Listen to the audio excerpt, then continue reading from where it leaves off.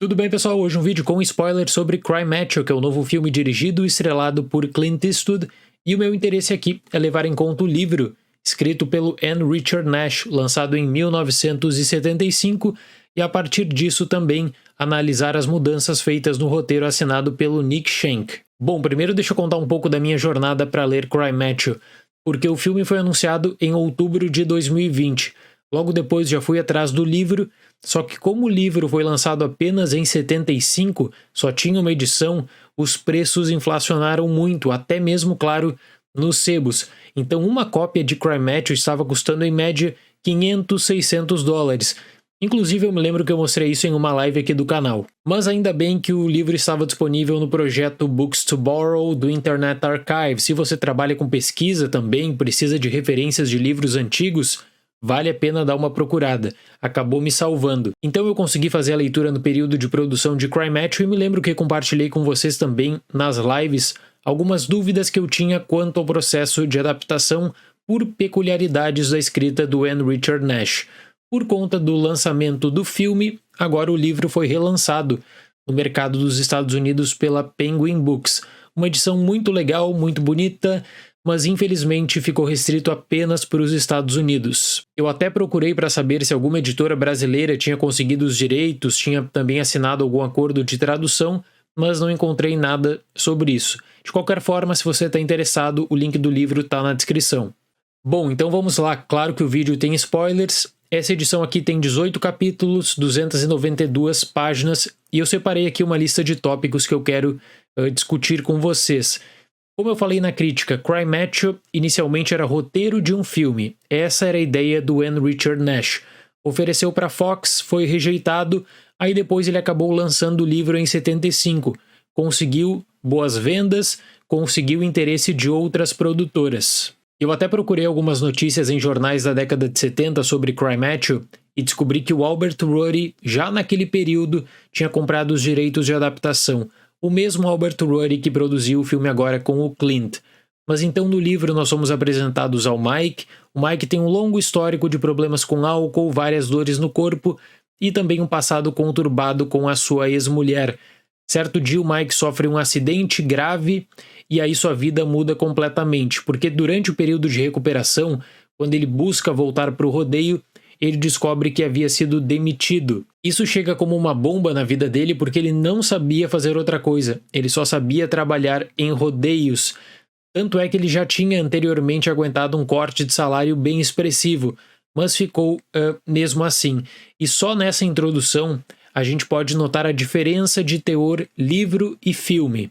Em Cry Macho de Clint Eastwood existe uma remodelação de todo esse arco inicial até para dar conta do passado de sucesso do Mike, também mostrando que o Mike teve seus problemas de saúde. Mas assim, pessoal, é óbvio que a idade muda completamente a dinâmica da história e do protagonista. Uma coisa é um homem de 40 anos, outra coisa é um homem com a idade do Clint, 90 anos, que tem limitações físicas aparentes. No livro, quando Mike é demitido, ele fica desesperado e também decide vender tudo o que ele tinha, mas ainda assim existia uma perspectiva.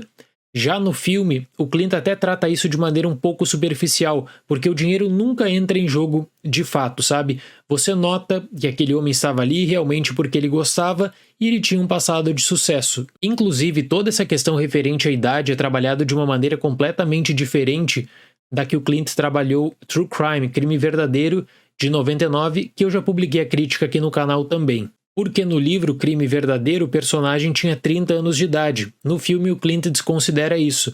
Mesmo já um idoso, o personagem toma as mesmas atitudes, faz as mesmas ações. Quando você tem um senhor de 90 anos de idade como protagonista, é claro que tem as mais variadas limitações físicas também. Por isso que muitas pessoas até falavam, nossa, o Clint tinha que dirigir apenas Cry Macho.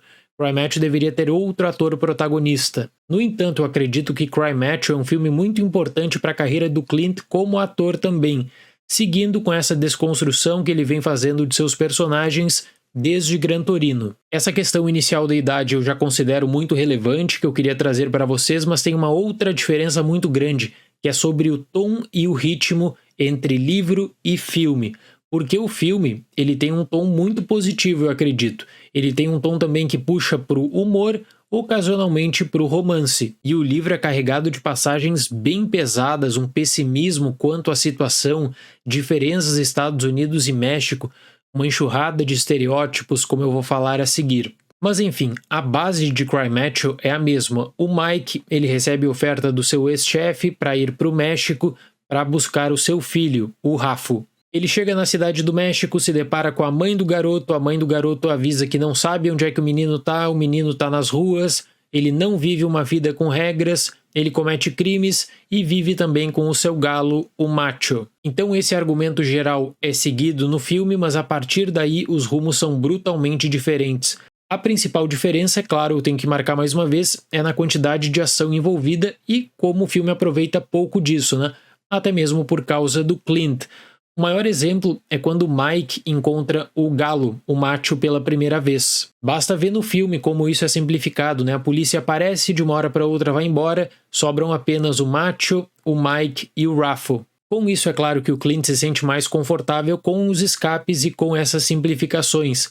No livro nós temos vários roubos, fugas, o macho que é perdido, o macho também que tem um final trágico, essa desconfiança com esse gringo que aparece de uma hora para outra, muitas questões envolvendo dinheiro também. E ressaltando um argumento que eu trouxe na crítica do filme, eu tenho certeza que se o Clint tivesse produzido esse filme entre 88 e 89, quando ele teve a chance, ele seguiria toda a base do N. Richard Nash. O N. Richard Nash deixou o roteiro de Cry Macho pronto. Claro que agora o Nick Schenck fez essas adaptações. Agora, com mais idade, ele traz para consideração o título do filme e a aplicação desse título na sua própria carreira de ator, com toda essa persona criada em torno de Clint Eastwood. O foco do filme, então, está na relação do Mike com o garoto e também com a Marta. E essa mudança de foco deixa o tom mais leve e mais agradável também. Nós temos uma grande despedida, mas uma despedida que ela vem com uma consequência, né? O retorno do Mike para o México.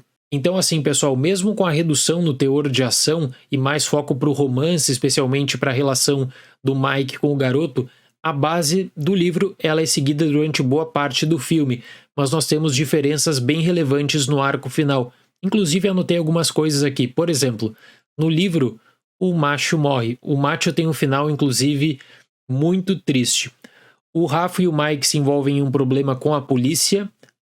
Inclusive o Mike ele seria indiciado por sequestro, até que vem a grande revelação. O Mike não estava ali buscando o Rafa apenas por bondade, mas sim por dinheiro. E aí o Rafa descobre também que o pai dele, que estava no Texas, queria pegar ele, levar ele para lá para tirar dinheiro da sua mãe, a sua mãe que morava no México. Aí que o garoto fica muito triste mesmo com o Mike, ele se sente traído, ele começa a chorar, mas ele quer ficar no México, ele desiste do plano de ir para os Estados Unidos. Aí o Mike diz o seguinte: então você fica aqui, eles estavam na delegacia, fica aqui que eu vou tentar fugir e vou fazer com que os policiais pensem que você vai entrar num carro comigo e eu vou fugir para o Texas, eu vou fugir em direção à fronteira. E é exatamente isso que acontece. O Mike entra no carro, os policiais pensam que o Mike está com o garoto, os policiais entram inclusive nos Estados Unidos, dão vários tiros no carro do Mike e um dos tiros pega no seu ombro. E no final da história, para resumir, o Mike ele poderia abandonar tudo, ele poderia entrar no Texas e fingir que nada tinha acontecido, mas mesmo ferido, ele decide voltar depois que a polícia tinha saído, né? Que isso acaba sendo uma grande vergonha para a polícia. O Mike decide voltar para o México para se reencontrar com o Rafa. Esse seria Cry Macho, o livro. Muita atenção mesmo para essa relação construída entre o garoto e o Mike. Já no filme, o garoto volta para os Estados Unidos, vai morar com seu pai, o galo fica como lembrança nessa despedida, né? E o Mike volta para o México aí para ficar com a Marta. É curioso até porque o galo tem participação em um momento decisivo. Então o companheirismo e a parceria acabam sendo temas constantes, seja no livro ou seja no filme. Mas além dessa mudança no final da história, eu noto duas diferenças em assuntos chaves. A primeira é a questão envolvendo Estados Unidos e México. Olha, o livro abusa de estereótipos, eu creio que o autor nunca visitou o México, mas ele criou uma imagem do México a partir do que as séries de TV dos Estados Unidos e o que os filmes dos Estados Unidos até os anos 70 falavam sobre o país. Na leitura, essa diferença de espaços é colocada de forma tão forçada que fica até cansativo, porque o autor acaba frisando uma ideia de que no México tudo é muito ruim, sabe? Nada funciona, a polícia é extremamente corrupta, não existem leis, e nos Estados Unidos tudo funciona. Nos Estados Unidos eles encontrariam a prosperidade. Tanto é que no encerramento do livro, isso também vem como uma questão simbólica, né?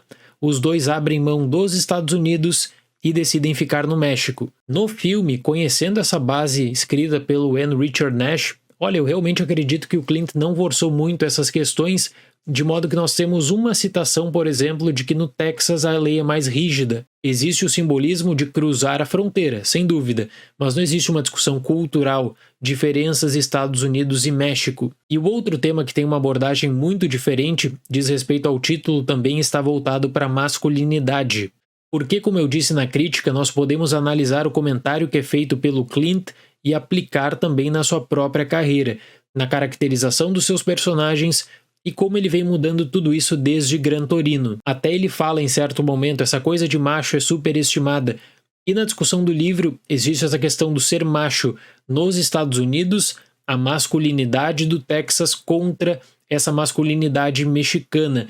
Também como o protagonista, no caso Mike, ele tem que se provar em várias questões e várias situações que aparecem para ele. Por isso que nós temos algumas piadas que, como eu disse, envelheceram muito mal. Então seria esse o comentário pessoal do vídeo de hoje. A diferença mesmo está nesse tratamento da questão da fronteira, México, Estados Unidos, da masculinidade, como ela é tratada, da leitura que a gente pode fazer para o simbolismo em torno do Clint Eastwood e, de fato, na história, justamente o finalzinho ali. O finalzinho que aí o Mike e o Rafo no livro ficam no México, enquanto no filme o Rafo volta para os Estados Unidos e aí o Mike decide voltar para o México para ficar com a Marta. Certo? Muito obrigado pela atenção, até mais e tchau!